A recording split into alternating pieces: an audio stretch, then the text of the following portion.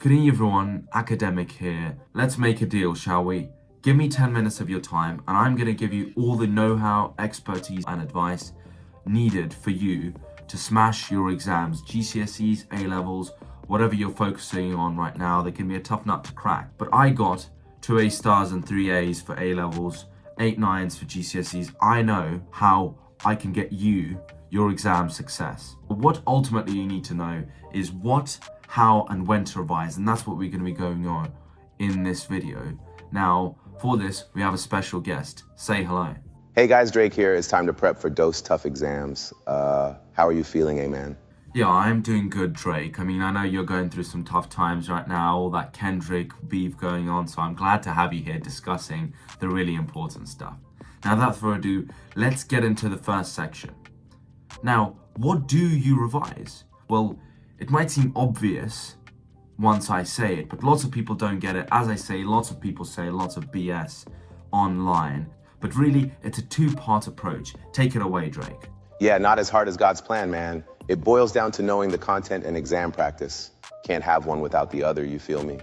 That's right, it's those two things. And it's not just about being able to reproduce jargon which you've read from a textbook.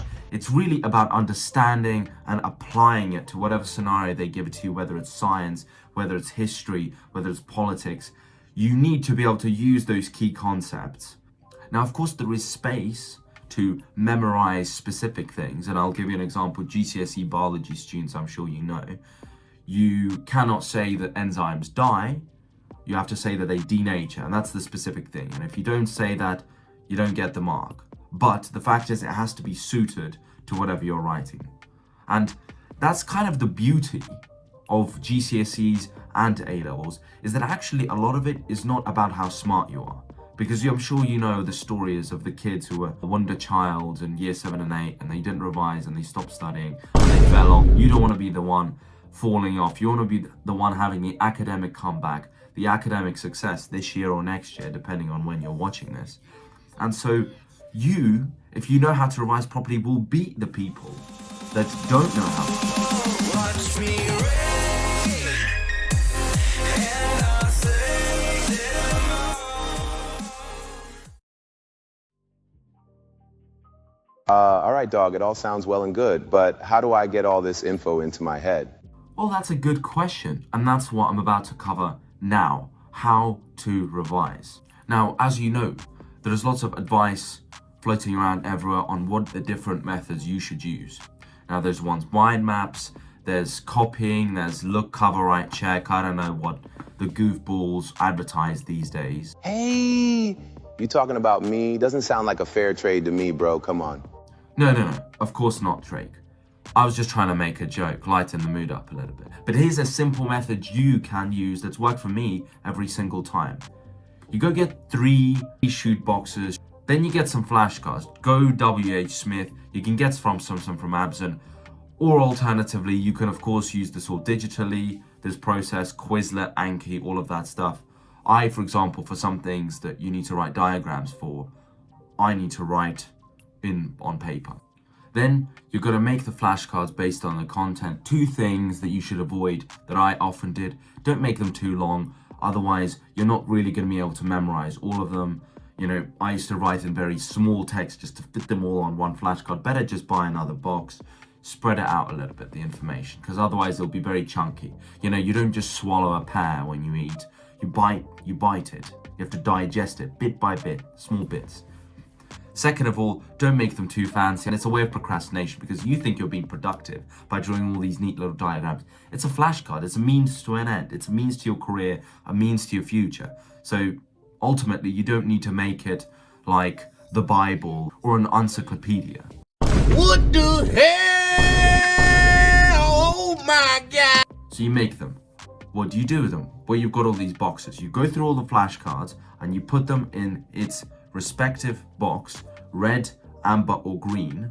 And at the start, they will mostly be in the red, obviously. Your goal, put them all in the green. Most likely, you're not going to get all of them in the green by the end. I've never really gotten any green by the end, but that's the goal. You want to max out, think of it as a game. You've got 100% knowledge, 0% knowledge. You want to be up the 70s, the 80s, the 90s, the 100%. That's where you're aiming for. And the more flashcards you get in the green, the more knowledge you have. Now, how do you then use this knowledge? Past papers, 2 words. There's plenty of websites you can use. Physics and math tutor, for example, for math, GCSE, I'm pretty sure for A-level, obviously, as it says in the name, STEM stuff. They even have them for specific topics. For example, for space in GCSE physics.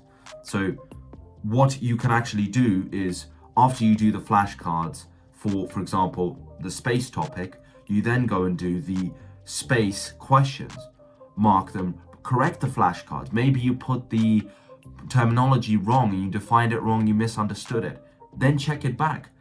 That's why physical, in this case, might not be too good. But you know what, if you're staring at your screen all the time, you might get headaches. That's why having a paper version might be a little bit better. Now fine, what if you're cramming? We've all been there. That's okay, you might benefit from pre-made sets. First link down below.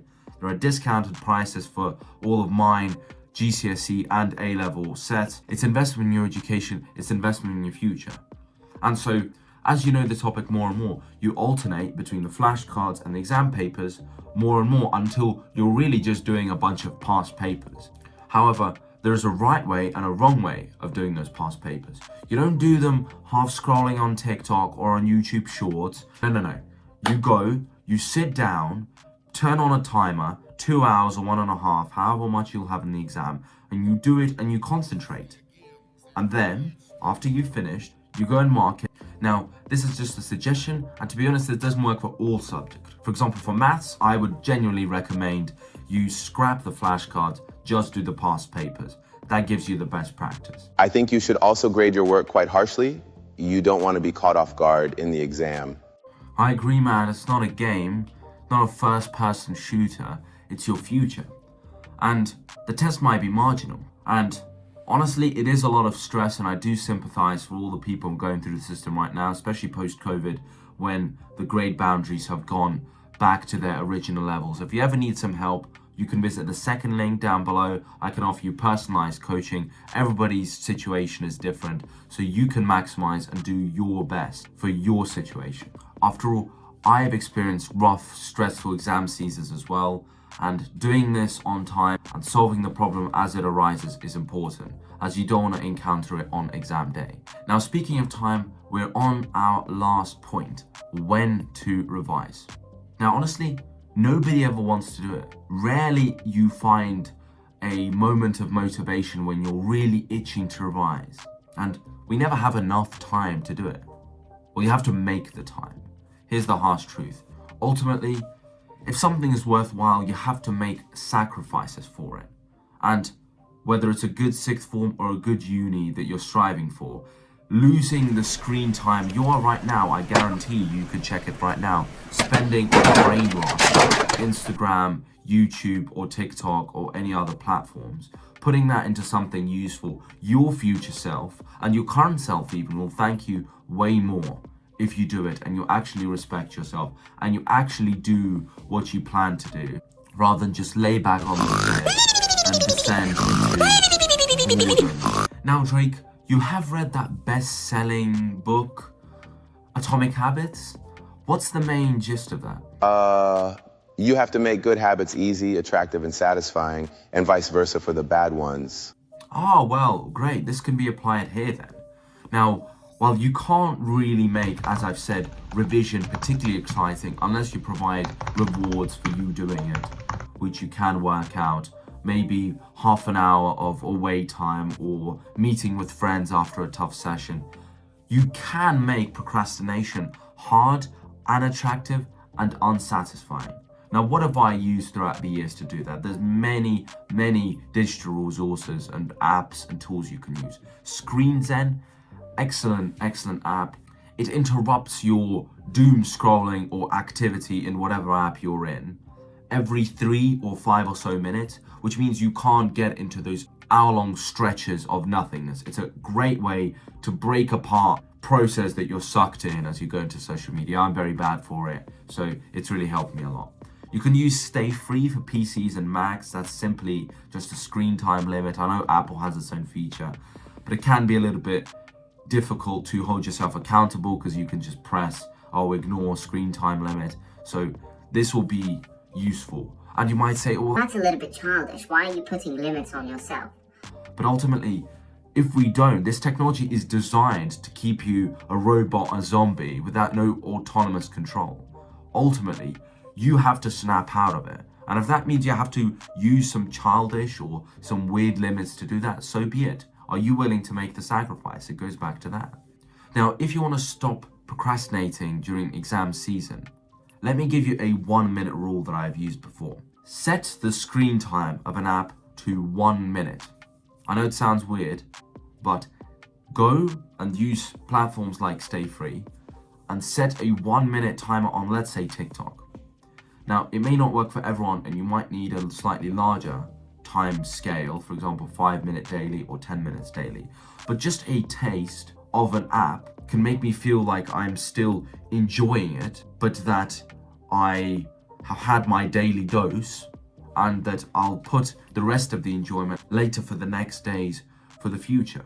And that can actually help, I think, a lot with the problems that we face with procrastination. Not for all apps, but definitely for some apps, it has worked. Now, in terms of other applications you can use Flora. That creates good competition between your friends because, you see, oh, someone's growing a tree. For context, it's an app where you grow trees during your revision time. And if you go onto your phone during the revision session, kills a tree. So what do? You compete with your friends based on how many trees, aka how many hours you've done. And so that competition, economics students will know, it drives up the amount of time you spend. At least for me, I have that competitive edge with my mates. There's also tools you don't have to download, you can use now straight away. You can set timers, you can set alarms when you stop or start revision. It can use the same principles that previous apps that I've mentioned and previous websites that I've mentioned use, which is you create a commitment. You start at the timer, you don't really want to break that streak of 10 minutes, you only have 35 minutes as well. I've started, I might as well keep going. That's ultimately what it is. You need to make the first jump. Once you start revising, usually will be okay. It's just about breaking through that initial barrier. Also, don't lie to yourself. Realistically, revising with mates is going to be a laugh. It's going to be a joke. It's not really going to be productive, fruitful revision unless you people are serious and you're actually can zone out and kind of turn on education mode. Maybe you can. It certainly hasn't worked for me, so don't be delusional. Don't do all-nighters unless you absolutely have to. You need your brain to recover to memorize content and make mental connections. When you sleepy wanting to mimic me, you're not at your peak performance. You're the type of guy like me to make a mistake and slip on a banana peel. True, that's a good point. And if you are cramming, focus on getting as many past papers rather than flashcards done as possible, because flashcards you won't be able to use, whereas fast papers, as a last resort, you can get that maximum exam and examiner tips and tricks as possible in a short amount of time. For example, in my math mock, they reused a past paper from 2018, which I actually did the evening before the exam. Now, I'm not saying that this will exactly happen to you, but that was a nice coincidence, and that proves that past papers certainly are an excellent tool to use. I am also not calling on you to cancel all the fun things in your life, unless you really have a short time scale, in which case, fair enough, you might really have to go ham. But most cases, this is not the case. You have a month or 2 or 3 ahead before your exams. How do you plan them out? I am personally an advocate of reformatting. So for example, during A-level exam season, I didn't necessarily have time to do 2-hour gym sessions, but I could still go out on a run in a local park. So do not just make your life completely miserable, because you won't be as productive when you're miserable. And when you are making a schedule, once again, SMART goals, S-M-A-R-T, Google them. One of its main pillars is to have realistic goals. Do not set out a schedule where you're going to be waking up at 5:30 a.m. and then working for 5 hours straight on maths or history or English. That's just not going to happen. You know it won't, and you're just going to get disenchanted because your schedule is not holding up to plan. You're not a robot. You need rest times, you need time to recuperate, you need time to have some breaks, enjoy some rest. But of course, again, same time, don't have 1-hour breaks after 15 minutes of work. Has to be a balance. ultimately, especially if you're doing a long-term strategy. Once again, it is a little bit different if you're a bit running out of time, which some people are. But you know what? Having said that, if you wake up in the morning, get some sunlight firsthand, stay off your phone, get to work, straight to work, killer mindset, you're going for it, you're gonna smash these, you've got the confidence. And even when you don't want to do it, you still do it. You know what? You're gonna be set, not just for these exams, but for life, because you're gonna be a menace. You know that you're gonna be celebrating on results day, and you've done your absolute best, whereas others are snoozing, others are sleeping, others don't care. And the fact you're watching this video already shows you're halfway there. Guess what? You care about your education. You're willing to spend time to get advice and to absolutely maximize and optimize how you're learning in these next crucial few months. And if this is you, subscribe, comment, but get back to work straight after this. You got no time to waste, I can tell.